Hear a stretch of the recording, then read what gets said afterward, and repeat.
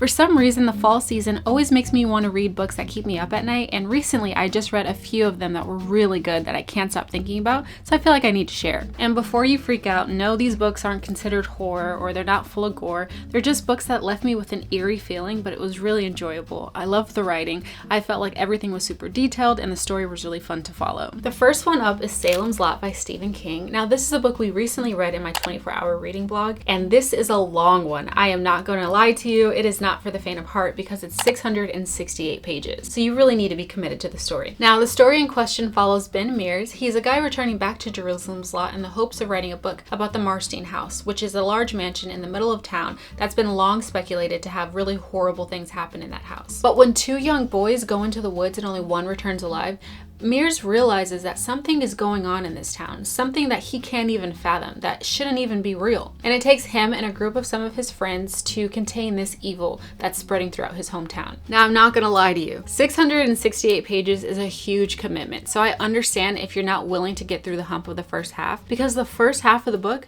and I'm not exaggerating, like at least 250 pages, is just the buildup of the world, the characters, and the situation at hand. So if you're not willing to invest in this time commitment, I understand, and this may not be the best one for you, but if you're willing to push through, I am telling you, this part is like the up part of a roller coaster, and yes, it's very slow, but it's building, and the tension is building, and every little fact, though it seems mundane and seems a little silly in the beginning, when you continue to read, those facts come back up, and you're like, oh my god, and then the tension continues to build, and then it goes into a fast drop into chaos once you get past this first hump. But it is a very large hump, so I understand if people can't get through it, because when I was reading this for the 24-hour reading vlog, I was genuinely surprised at how long it took. It just felt like a normal story, a normal town. But when you get through all of that, you realize that's where the fear lies, because you thought everything was fine. You thought these little incidences were literally just coincidences or just little everyday things. And then when everything comes back to light, you're like, oh my god, it's this huge epiphany, this huge aha moment, and it just makes the book that much more enjoyable. It's just, he makes you work for it, you know what I mean? And if you can't tell, this book is about vampires, so it has this really cool, eerie feeling that just feels perfect for fall. I also want to mention that the show is coming out very soon. I believe it's October 3rd on HBO, and it sounds so good. I recently watched the trailer, and I'm like, oh my god, I am so happy that I read the book before the show came out, because now I just want to binge this. It looks like they put in all the effort, all the time to really add all those details that we fell in love with in the book, so I want to see what that looks like on screen and see if my imagination kind of matched what the show brought to life. So if you do plan on reading this book, it's the perfect time, because you can finish the book and then enjoy the show. I also want to mention one of my favorite quotes from the book. I wrote it down because it was just such a cool way to explain this human experience that I feel like I've never heard explained in this way. And at this point in the book, he's talking about how he's feeling alone in this situation. No one is believing him that vampires are attacking this town, because it's true. Who would believe that? And I think that's another reason why I love Stephen King's rendition of vampires in this type of fantasy, because he does it in such a realistic way. Like, it's not high fantasy like Twilight and things like that, but it's so rooted in reality, you can genuinely see this happening in real life. And he says, alone. Yes, that's the key word, the most awful word in the English tongue. Murder doesn't hold a candle to it, and hell is only a poor synonym. Oh, like that's the type of writing you have to look forward to. So yes, it's a long book, but I am telling you, it is worth the read. This book was written in 1975. It still keeps you on the edge of your seat and makes you want to continue reading. So again, it is long, but I think it's definitely worth the read. Next one up is Carmilla by Joseph Sheridan Le Fanu. This book is a gothic romance that actually predates Dracula by 26 years. This is also another book about vampires, and it's actually one of the first books about vampires. So it's really cool to see the book that kind of inspired Dracula, and this was such an easy 5-star for me. Now, I actually listened to this in tandem with reading the physical copy, and that was so enjoyable. It allowed me to have such an enriching experience because I got to have so many different elements. I got the voice actors, I got the accents. I actually also have like illustrations in my book that really just gave me a full picture, and look at how beautiful these illustrations are. Like, so stunning. I genuinely had such a fun time reading this book. It was such a fun, easy read. It's also less than 200 pages, I believe, so it's very quick. It's not time consuming whatsoever, but the story is so enjoyable. And this just talks about Laura, who leads a pretty solitary life. It's just consistent of her and her father living in their mansion in the middle of nowhere in Austria. And she's pretty content, but she does wish that she had more friends, and she wished that she could hang out with people more. So when a horse-drawn carriage crashes near their home and they actually see the entire crash, they see this girl come out. She's beautiful, she's alluring, she's a little bit mysterious, but she's also hurt.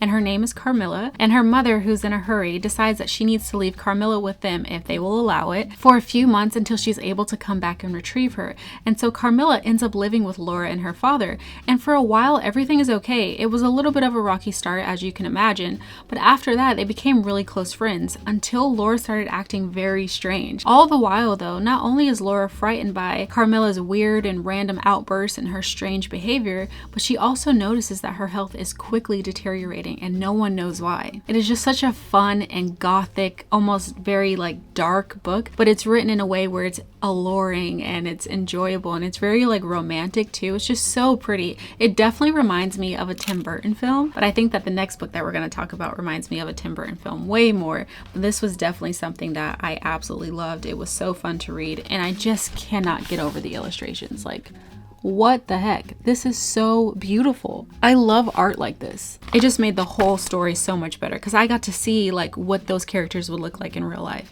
And it was just so fun watching them try to discover what's going on and stuff like that. And there are some twists and turns that you definitely don't see coming unless you've heard of the story already. But it was just super fun and really enjoyable. Last but not least is my favorite book by a long shot. It is so freaking good. I literally had the most amazing experience while reading it, and that is What Moves the Bed by T. Kingfisher. Now, if you don't listen to any other book recommendation from me from this video, it is this book. You need to read this book. It is so freaking good. This is literally what I think a Tim Burton film would be if it was written down. It was so enjoyable. It was so insane and like funny, witty, very clever. You're following a mystery as well as this very eerie feeling. And if you're not familiar with this is actually a rendition of Edgar Allan Poe's The Fall of the Usher House. And I just realized they just recently made a show. It is nothing like the book. It is nothing like the poem either. It is its own thing. It came out last year. Now, I personally didn't watch it yet, and I just watched the trailer. It does look pretty fantastical, and I don't know if that's a good thing, but it had really good ratings, so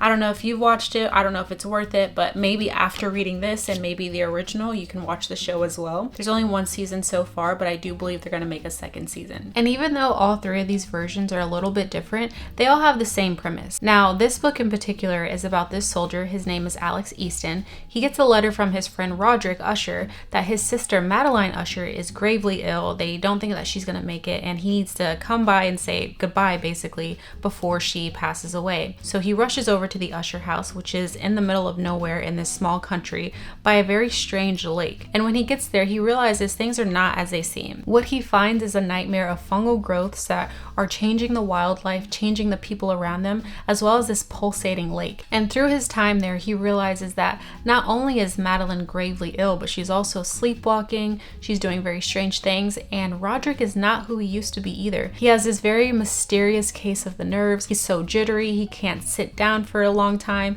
He's always got to be moving. He's very concerned about his sister, but sometimes in a very strange way. So with the help of a British mycologist as well as an American doctor, Alex tries to get to the bottom of this mystery of the Usher house. Now, I don't even think that synopsis does this book justice. There's so many different elements. I was actually very surprised that there was this ongoing mystery in the book outside of the gothic, eerie feeling that you had, that you were basically expecting when you first read the book. But the mystery element was so cool too, because that happened towards the end of the book. And again, this is not a very long book whatsoever. I think it's also less than 200 pages. Yeah, it's 164 pages. And it's incredible because they packed so much detail in this book, and it didn't feel like it was slow whatsoever, but it also didn't feel fast either. Like, it felt like a very well paced out book. The plot was fully developed, the characters were fully developed. You got so many different little details throughout the book that were making you want to continue to read. And it was just so incredible that they fit all of this stuff in just such a short book. I genuinely had so much fun. Like, I was following the mystery of one thing, and you think that you're only supposed to pay attention to one thing, and then out of nowhere this other thing happens, and then the ending was so cool. It just felt so eerie. I genuinely felt so much joy reading it. I feel like out of all the books that I've read this fall, because I have read some other thrillers and mysteries that I didn't mention in this video, I feel like out of all of them, this one by far is the best one that I've read all fall. And that's just so fun. I think it's also one of those books that it's like, it's so good that I can definitely come back to it time and time again every fall if I wanted to. And the only other fall book that made me feel like this was Frankenstein from last year. And it was like the original Mary Shelley one. And that one was so enjoyable. I will say that book is a little bit slower, and the Old English was kind of hard to wrap my head around, but after a while it started to pick up, and then I really enjoyed the story. With this one, you're immediately engrossed in the story. You immediately want to know what's going on. You immediately love the story. You love the little clues that you're getting. You want to know more. You want to keep reading, and that is just so fun. And I definitely had high hopes going into this book, but usually when that happens, they generally fall short, unfortunately. But this book was not like that whatsoever. If anything, it kind of exceeded my expectations. So I know I rated all of these books a 5-star, but this one was like a 5.5, maybe even a 6. Like, it was just so good, so fun, so like quirky and different, and just a really cool take of this older poem. And I just had such a blast reading it. So again, if you take anything from this video, please read this book. I am telling you, you will not regret it. And I also really love the cover of it. I think it's really beautiful.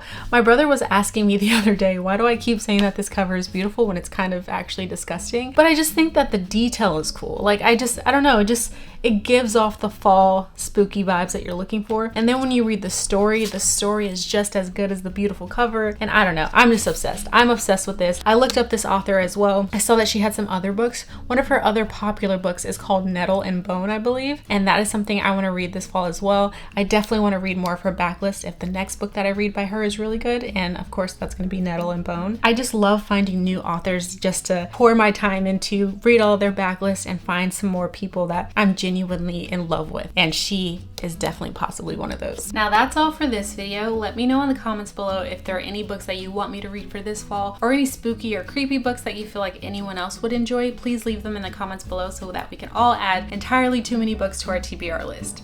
All right, that is it for me. I love y'all so much, and I'll see you in the next video.